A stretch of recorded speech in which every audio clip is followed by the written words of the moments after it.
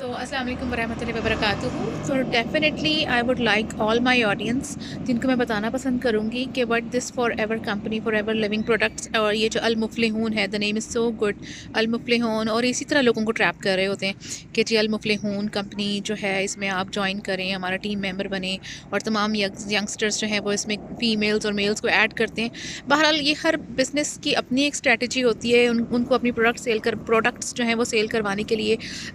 लोग चाहिए होते हैं, जिससे वो एक तरह की अपनी प्रोडक्ट्स सेल करवा रहे होते हैं।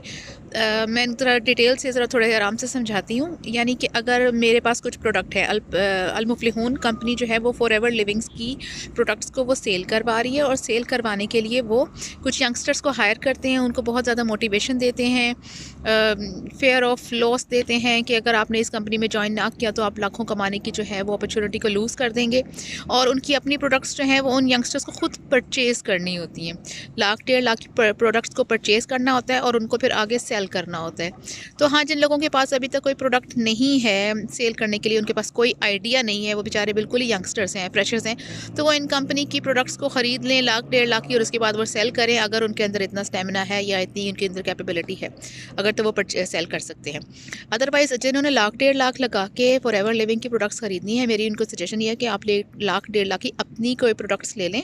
और उनको आप मार्केट में सेल करें, अपनी मार्केटिंग स्ट्रेटजीज़ को यूज़ करें, इनको लर्न करें। बहरहाल अगर अल मुफ्लिहून वाले या फॉरएवर लिविंग वालों ने अगर कुछ प्रोडक्ट्स अपनी सेल करवानी है तो उनको स्टार्टिंग में ही बता देना चाहिए। बहुत से बच्चे बच्चियाँ हैं जो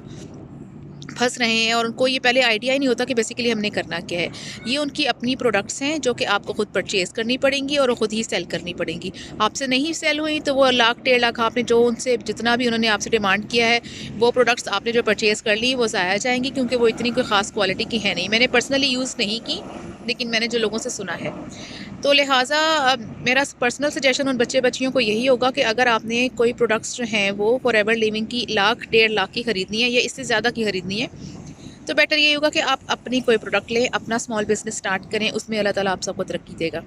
और ठीक है, अल मुफ्लिहून वाले और फॉरएवर लिविंग प्रोडक्ट्स वालों की अपनी कोई भी मार्केटिंग स्ट्रेटजी होगी, तो बजाय लोगों को 5-6 दिन की ट्रेनिंग प्रोवाइड करने और बाद में बताने कि आपको प्रोडक्ट्स हमसे परचेज़ करनी पड़ेंगी और वो सेल करनी पड़ेंगी, स्टार्टिंग में ही बता दें कि आपको इन्वेस्ट करना पड़ेगा, बजाय कि लोगों को गुमराह करने और बेवकूफ़ बनाने से बेटर है कि इनको अपनी मार्केटिंग स्ट्रेटजी को चेंज करना चाहिए। शुरू में ही बता देना चाहिए कि मसला ये है, प्रोडक्ट हमने आप लोगों से सेल करवानी है और आप ही को ख़रीदनी भी खुद ही है। तो वो कस्टमर्स बना रहे हैं और कस्टमर्स को ही कह रहे हैं कि आगे कस्टमर्स बनाएं, ये एक चेन है। तो बहरहाल ये है कि क्योंकि मैं नहीं चाहती कि मज़ीद कोई लोग बेवकूफ़ बने, तो मैंने जैसे मुझे ये सब कुछ मालूम हुआ और मैं ख़ुद भी इस चीज़ का शिकार हुई है, लेकिन अल्हम्दुलिल्लाह